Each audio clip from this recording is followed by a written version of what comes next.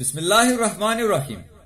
नाज़रीन, कुर्रुस उस्मान सीरियल में एक अजीब किस्म की शैतानी इंसानी मखलूक दिखाई गई है जिसकी ताकत आम इंसानों के बरक्स बहुत ज्यादा होती है। असल में ये लोग कौन हैं और क्या तारीख में इनकी कोई हकीकत भी है या नहीं, यही सब आज हम आपको दिखाएंगे।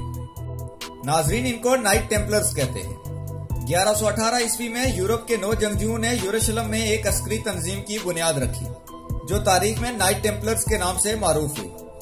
ये जंगजू बाजार यरूशलेम आने वाले असाई मुसाफिरों को दौरान राह तहफ्फुज़ फराहम करना चाहते थे, लेकिन इनका असल मकसद हैकल सुलेमानी के खंडरात में खुदाई करना था। ये जंगजू कबाला के तालिब इल्म थे। नाज़रीन, यहाँ आपको बताते चलें कि कबाला एक जादू है।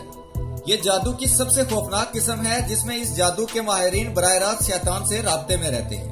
शैतान उनको कामयाबी के नेक से नेक गुर सिखाता है और ऐसी ऐसी चीजों के बारे में बताता है जिनके बारे में आम इंसान नहीं जानते, और वो इनसे काम लेकर मुख्तलिफ किस्म की चीजें ईजाद करते हैं और इनसे फायदा उठाते हैं। चुनांचे जब हम उस जमाने के मिस्री बादशाहों को देखते हैं तो हम एक ऐसी साइंसी तरक्की देखते हैं जिसको बुरुए कार लाते हुए अजीमुशान इमारतें तामीर की गई। ऐसे मसाले और दवाइयां ईजाद की गई जिनकी मदद से लाशों को हजारों साल तक महफूज किया जा सके।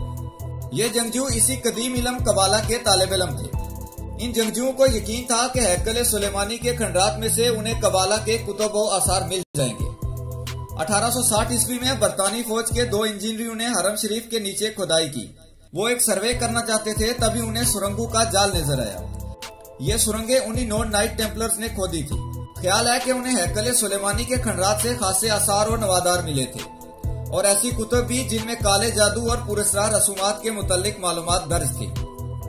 कबाला की कुतुब पाकर नाइट टेम्पलर्स पुरस्कार रसूमात के गोरख धंधे में फंस गए। वो काला जादू सीखकर गैर मामूली ताकतें हासिल करना चाहते थे, यूं फिर वो दुनिया के हाकम बन सकते थे। नाइट टेम्पलर्स काला जादू सीखकर फोकल बशर तो न बन सके, मगर उनके जानशीनों में आज तक ये तस्वुर पनप रहा है कि दुनिया पर हुक्मरानी करने का दरीना ख्वाब पूरा किया जाए। इन नाइट टेम्पलर्स ने यूरोप जाकर दूसरे लोगों को भी ताकत और दौलत पाने का सुहाना सपना दिखाया, लिहाजा बहुत सारे लोग इस अस्करी तंजीम में शामिल होने लगे जिसकी बाजार जिम्मेदारी यरूशलेम आने वाले ज़ायरीन का तहफ्फुज़ करना था। लेकिन हकीकतन ये तंजीम दुनिया भर के तमाम वसाइल पर काबिज होकर कुर्रा अर्ज की हुक्मरान बनना चाहती थी। नाज़रीन, इंसान फितरी तौर पर दौलत और ताकत चाहता है, इसलिए ये तंजीम सरात से फैली और चंद बरस में अरकान की तादाद कई हजार तक पहुँच गई। 1128 ईस्वी में पोप ने इसे मजहबी अस्करी तंजीम के तौर पर तस्लीम कर लिया। ये मंजूरी पाकर नाइट टेम्पलर्स की शोहरत और इज्जत में इजाफा हुआ।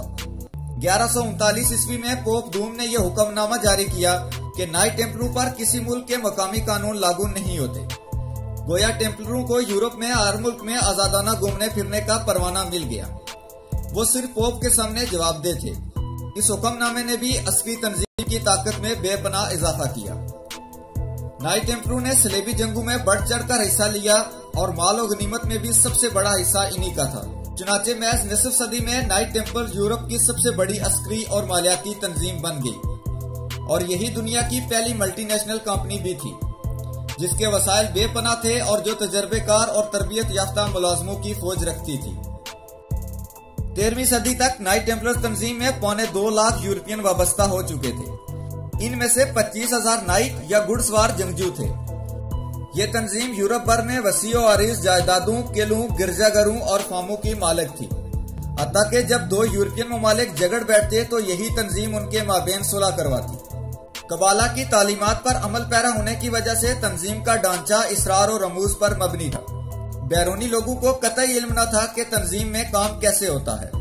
इस तंजीम के सरदार को ग्रैंड मास्टर कहते थे, जबकि नायबीन को मास्टर कहा जाता था और टेम्पलर इन मास्टरों के हुक्म को खुदा का लफ्ज समझते थे। तंजीम में नहायत छान पटक कर नए अरकान शामिल किए जाते। उस जमाने में बैरून ममालिक का सफर कई खतरात रखता था। अक्सर राह में डाकू माल लूट लेते थे। रफ्ता रफ्ता लोग अपनी नकदी नाइट टेम्पलरों को देने लगे।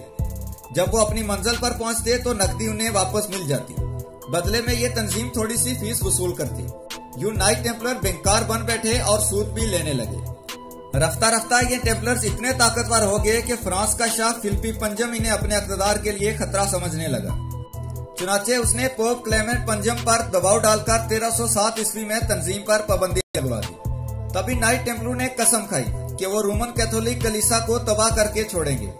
चुनाचे उन्होंने बाद अज़ा मार्टिन लूथर का साथ दिया, जो रोमन कैथोलिक कलीसिया के मुखालिफ था और जिसने एक नई ईसाई फिरके प्रोटेस्टेंटिज्म की बुनियाद रखी। कई टेम्पलर यूरोप भर में फैली मामूरी की तंजीमों में शामिल हो गए। उन्होंने तंजीमों में कबाला के मखसूस रसूमात व अलामात मुतारफ करवाई। 17वीं सदी में नाइट टेम्पलर ने हम ख्याल मामारों की मदद से फ्री मेसनरी की बुनियाद रखी। इस तंजीम का मकसद यूरोप में आजाद ख्याली को परवान चढ़ाना था। ऐसे मादर पिदर आजाद नजरियात और ख्यालात जो इंसान को मजहब से बरगश्ता कर दें और इसमें मादा परस्ताना जज्बात को फरोग दें। चुनाचे 1776 में साबक फ्री मेसनों ने एक नई तंजीम इल्यूमिनाती की बुनियाद रखी। इस तंजीम के अज़ाइम, सरगर्मियां और नजरियात भी फ्री मेसनरी से मुमासलत रखते थे। इन तंजीमों को यहूदी बनियों खुसूसन जर्मन रोथशिल्ड खानदान से सरमाया मिला। ये यहूदी पोशीदा तौर पर ईसाई मजहब को तबाह करना चाहते थे। फिर यूरोप में जंगों की कसरत इनके सूदी कारोबार को बढ़ावा देती थी। लिहाजा फ्री मेसनरी और इल्यूमिनाती को सरमाया फराहम करके यहूदी बस्तियों ने एक तीर से दो शिकार खेले। मगरब में मजहब के खिलाफ नफरत परवान चढ़ाई और जंगों के जरिए अरबपति बन बैठे। ये फ्री मेसन और इल्यूमिनाती ही हैं जिन्होंने फ्रांसीसी इनकलाब बर्पा किया, नीज अमेरिका को अलहदा मुमलिकत बनाने में अहम किरदार अदा किया।